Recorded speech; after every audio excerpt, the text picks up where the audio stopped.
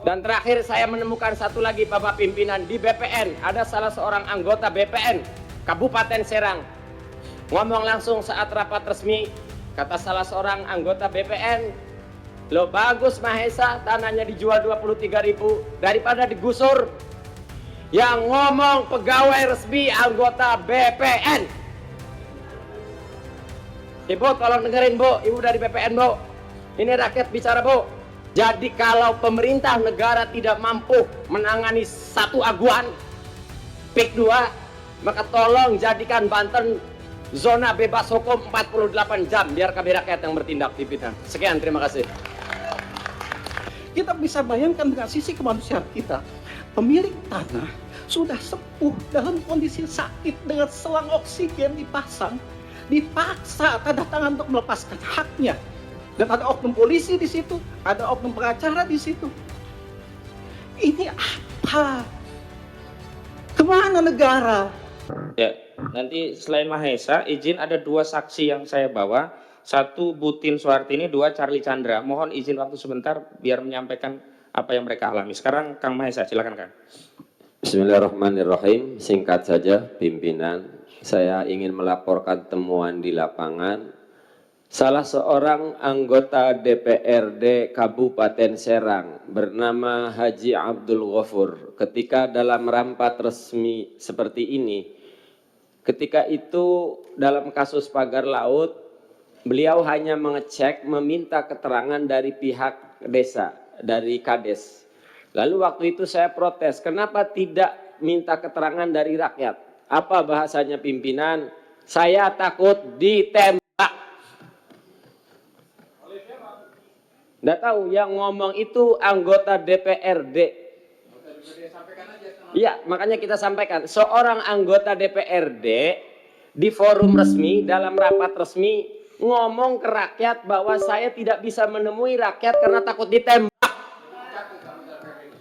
DPRD Provinsi. DPRD Kabupaten Serang namanya Abdul Ghafur dari fraksi PKB. Tuh yang pertama. Berarti ada kekuatan besar ini, kita semua punya keyakinan dan justru malah kadang anggota polisi yang baik malah terjerat dengan seragamnya. Bapak-bapak di sini yang duduk di sini saya tahu terjerat dengan statusnya. Semua punya kepercayaan dan punya pengetahuan. Tapi justru jabatan menghalangi bapak-bapak di sini untuk bertindak. Kemudian yang kedua, hari ini saya masuk di gedung DPRD ini tidak bisa masuk karena tidak memakai sepatu. DPR RI maaf. Tapi aguan mengurup sungai masih bebas sekarang, Bapak pimpinan. Tidak Polri, tidak TNI, tidak Dewan, tidak Menteri. Kenapa di negeri ini tidak ada yang berani sama orang yang namanya aguan? Saya bahkan tidak masuk di gedung milik rakyat hanya karena tidak pakai sepatu. Tapi aguan menguruk di sungai, tanah bengkok. Dan terakhir saya menemukan satu lagi Bapak pimpinan di BPN. Ada salah seorang anggota BPN Kabupaten Serang ngomong langsung saat rapat resmi. Kata salah seorang anggota BPN, "Lo bagus Mahesa, tanahnya dijual 23.000 daripada digusur." Yang ngomong pegawai resmi anggota BPN. Ibu tolong dengerin Bu, Ibu dari BPN Bu. Ini rakyat bicara Bu. Diem baik itu si Ibu itu dari BPN. Staf khusus.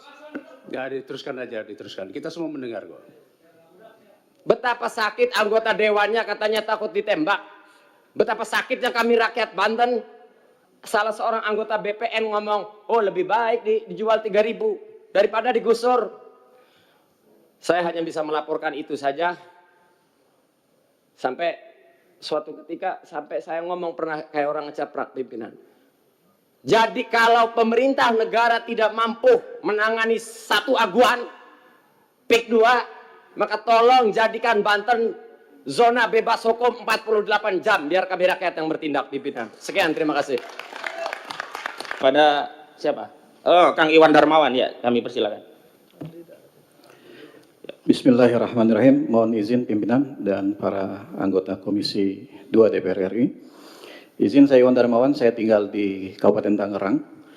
Jadi lokus ini adalah tempat saya lahir dan dibesarkan, sehingga saya tahu persis apa yang terjadi terkait dengan adanya proyek PSN dan PIK 2. Kami perlu sampaikan bahwa apa yang disampaikan di media-media melalui buzzer-buzzer mereka itu adalah sama sekali bohong besar. Karena kami yang mengalami langsung di tempat. Wallahi ada sawah yang diuruk, yang menggarapnya sama sekali tidak tahu. 1 pekan lagi akan panen, padi sudah kuning, tinggal panen, diuruk secara semena-mena. Wallahi ada sungai yang diuruk sehingga air tidak bisa mengairi sawah dan tambak. Wallahi ada tambak yang diuruk secara semena-mena. Ada tanah wakaf yang diuruk, dijual semena-mena. Dan ini merupakan ekses dari keserakahan para pejabat-pejabat yang ada di Kabupaten Tangerang dan Provinsi Banten, sehingga yang menjadi korban adalah rakyat kecil. Ditambah keserakahan oknum-oknum yang ada di atas. Perlu kami sampaikan bahwa ini terjadi karena adanya prakondisi di mana dibuatlah Perda Kabupaten Tangerang nomor 9 tahun 2020 tentang perubahan atas Perda Kabupaten Tangerang nomor 13 tahun 2011 tentang rencana tata ruang dan wilayah Kabupaten Tangerang tahun 2011 sampai 2031. Apa yang ada di dalam perda tersebut? Lahan sawah produktif di utara Kabupaten Tangerang, ini lumbung padinya Kabupaten Tangerang, lahan hijau itu tiba-tiba menjadi lahan kuning. Dan yang menarik, perda tahun 2020 ini perdanya tahun 2020.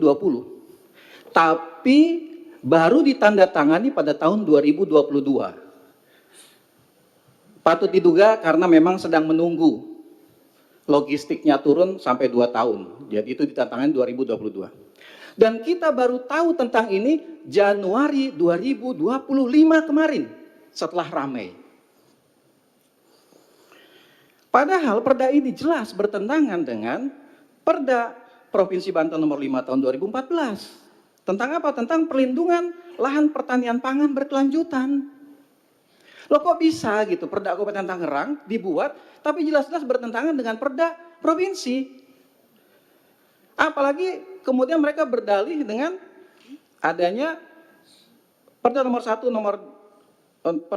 tahun 2023 Provinsi Banten ini, sehingga mereka merasa di situ ada kesempatan untuk menggunakan ruang laut, memanfaatkan dan seterusnya itu. Padahal putusan MK nomor 85 tahun 2013 sudah jelas mengatakan bahwa perairan laut tidak boleh dimanfaatkan untuk kepentingan komersial maupun pribadi, apalagi terbit sertifikat di atasnya.